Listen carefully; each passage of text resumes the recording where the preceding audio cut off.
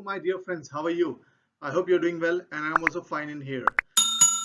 I welcome you to my channel, English Planet, wherein I make videos about English grammar, English proverbs, English idioms, and English pronunciation.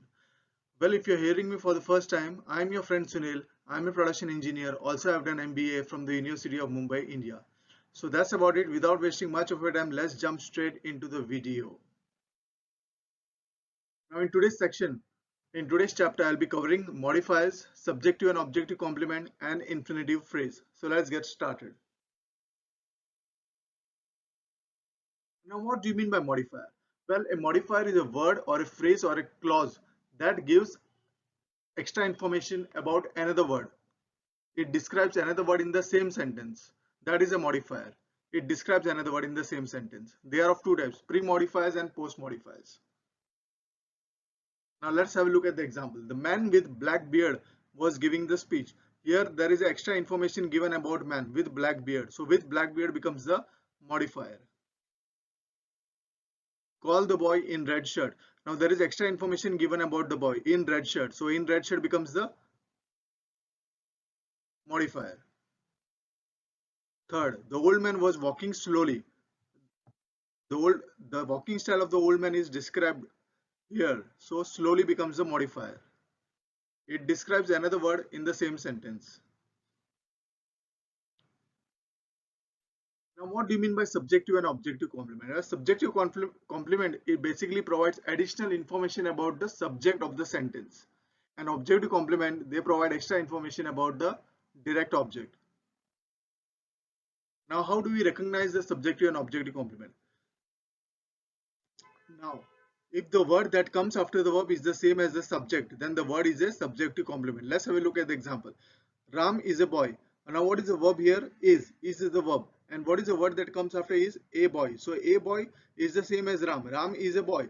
So boy becomes the subjective complement. So you understand the definition first. If the word that comes after the verb, that is boy, it comes after the verb is. So is the same as subject. So boy is the same as Ram. Ram is a boy. So boy becomes the subjective complement. Now how do you identify objective complement? Let's have a look at the example. We invited him as the chief guest. Now spot the verb. The verb here is invited and the word after invited is him. Him is same as the subject we? No. We is different, him is different. So him becomes the object and chief guest becomes the objective complement. So this is basically the logic about subjective and objective complements. Now what is the difference between subjective complement and a direct object?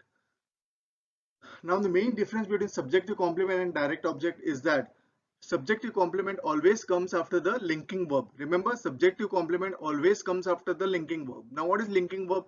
Linking verb is a verb which links subject with the rest of the sentence. Some of the linking verbs are, and linking verb, remember, is not an action word. It is not an action word. It only acts as a linking verb between subject and the rest of the sentence. Some of the linking verbs are is, am, are, was, were, has, become, should, might, could, seem, appear, feel, grow, look, smell, sound, taste, stay, prove, etc. So these are not action words.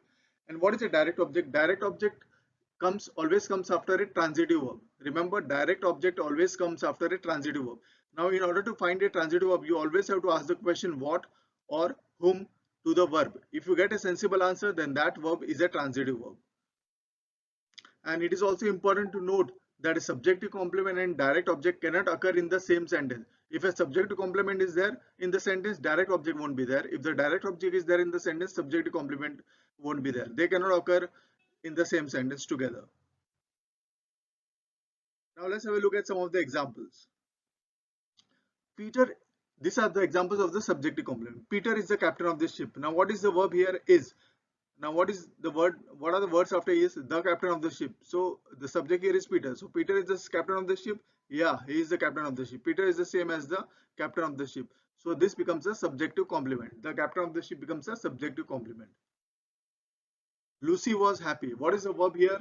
Was. And remember, this is the linking verb. So the captain of the ship, it comes after the linking verb. So it is the subjective complement. Now what is the linking verb here? Was. And what is the word that comes out of was? Happy. So Lucy was happy. Yes, Lucy was happy. So happy becomes a subjective complement. It comes after the linking verb was. This is the best meal I have ever had. What is the linking verb here? is, and this is the subject, and the best meal I have ever had, it comes after the linking verb is. So this and the best meal I have ever had are the same. So the best meal I have ever had becomes the subjective complement. His novel is very boring. His novel is the subject, is the linking verb, and very boring is the word that comes after is. So very boring is the same as his novel. Yes, his new novel is boring. So very boring becomes the subjective complement. Timmy is extremely active. Timmy is the subject. Is the linking verb. Extremely active is the word that comes after is. So extremely active and Timmy are same. Yes, Timmy and extremely active are same. So extremely active becomes the subjective complement.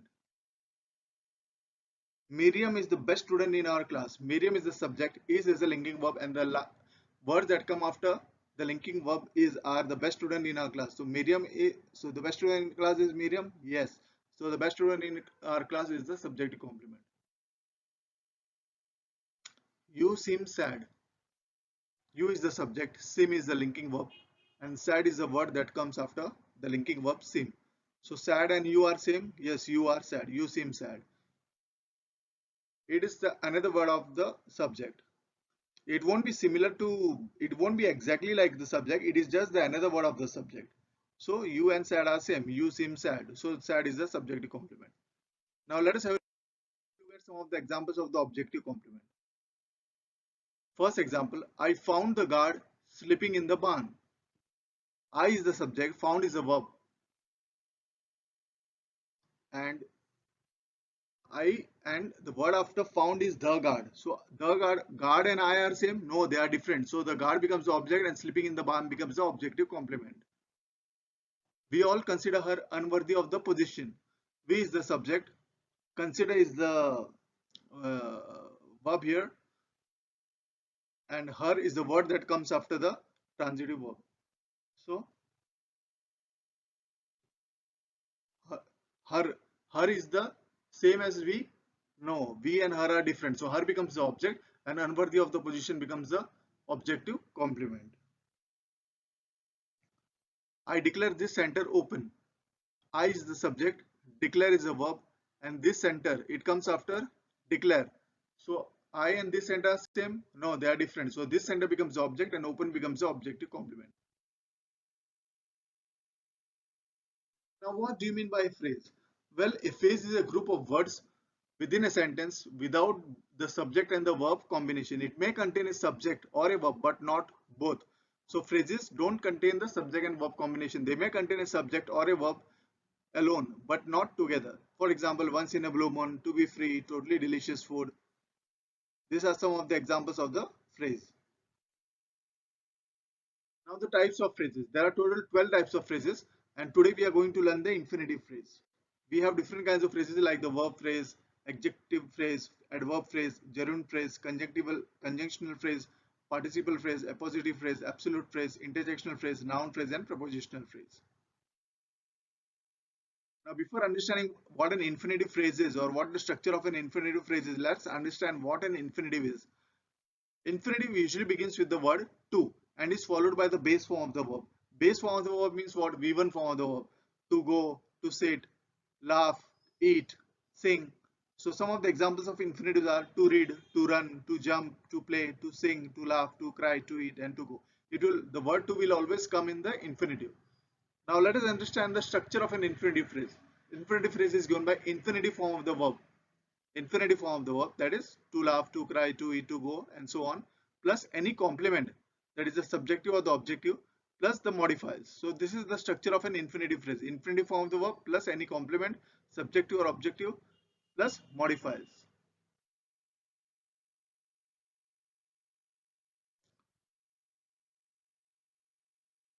Now examples of infinitive phrase.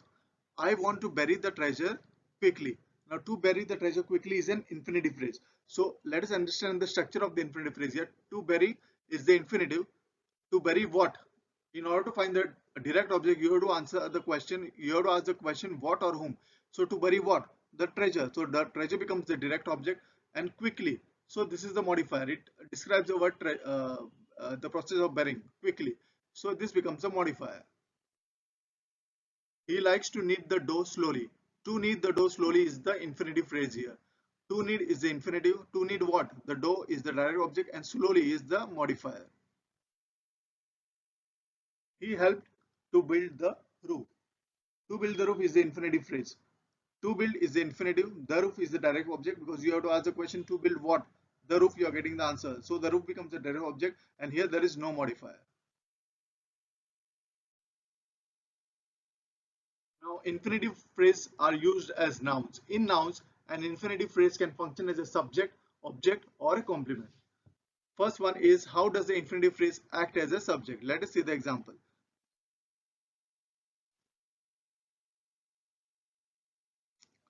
First example, to travel all across Italy is Lucrezia's New Year resolution. Now subject will always, most of the time subject will always come at the start. It can also come in the middle, but most of the times it will come at the start. And what is the subject? Subject is the doer of the action. It indicates what the sentence is all about. That's what a subject is. So first one is to travel all across Italy is Lucrezia's New Year resolution. So to travel all across Italy is the subject here. Second one, to finish a new book is the only reason Kyle would stay up all night. To finish a new book is a subject, is a infinitive phrase. It is used as a, it functions as a subject because it comes at the start and the sentence is about to finish a new book. This is the action. This is the doer of the action to finish a new book. Second one, how a infinitive phrase is used in an object. An object will always come at the last. In order to find the object, you have to ask the question what. A good habit to have is what? To go for a walk in the evening. To go for a walk in the evening becomes the infinitive phrase and it is used as an object. Catherine wants to maintain a healthy lifestyle. Catherine wants what? To maintain a healthy lifestyle. So to maintain a healthy lifestyle is the object and it is an infinitive phrase and it functions as an object. Now infinitive phrase as a complement.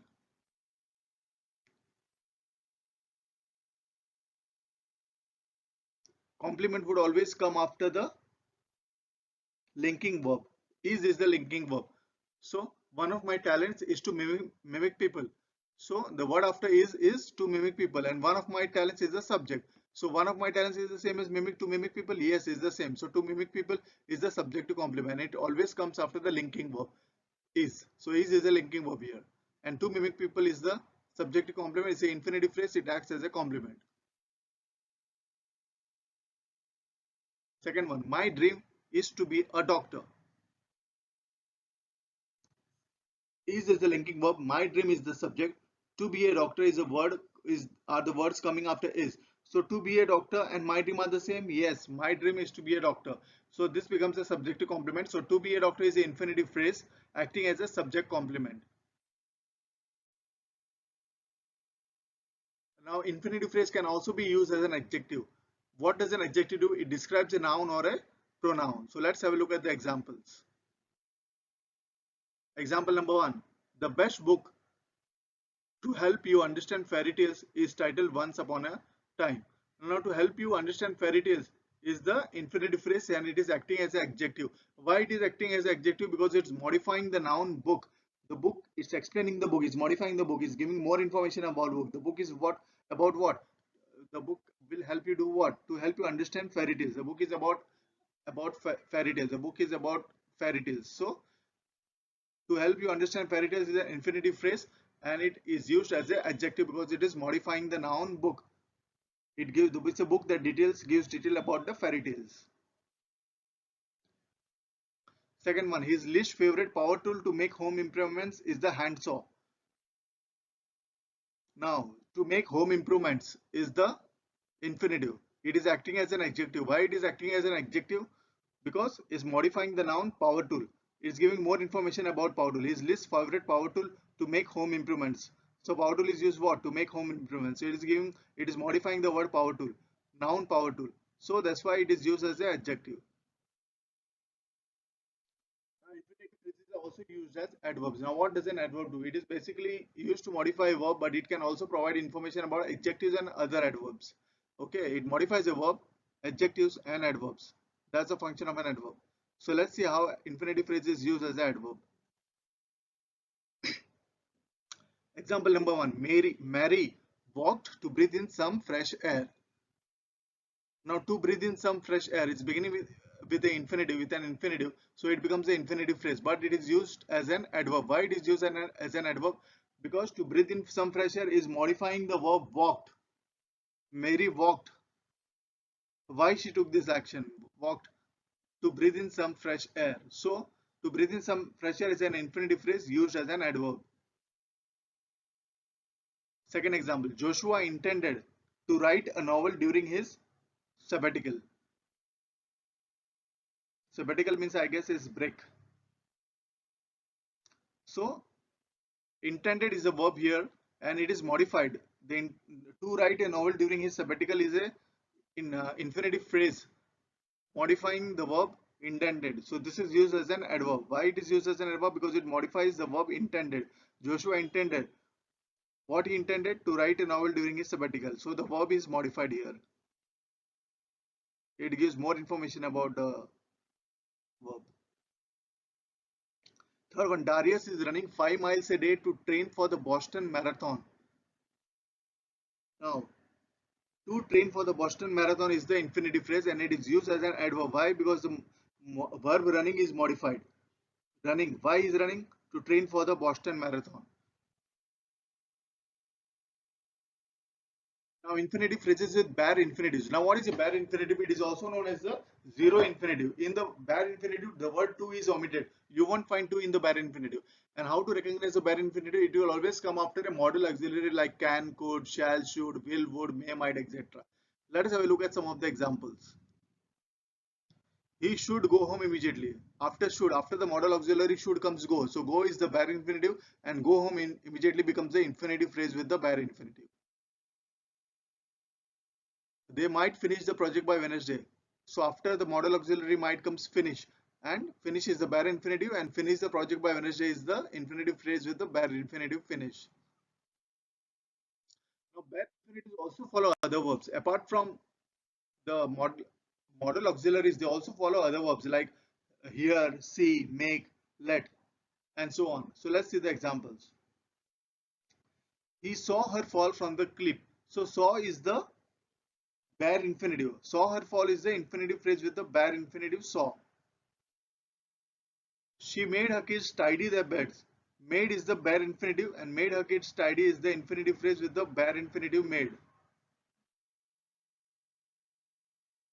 Infin bare infinitives are also used with why. The question word why is followed by the bare infinitive when making suggestions. Let us look at the examples. Why wait until tomorrow? Why wait is the infinitive phrase with the bare infinitive wait. Why wait? It comes after why.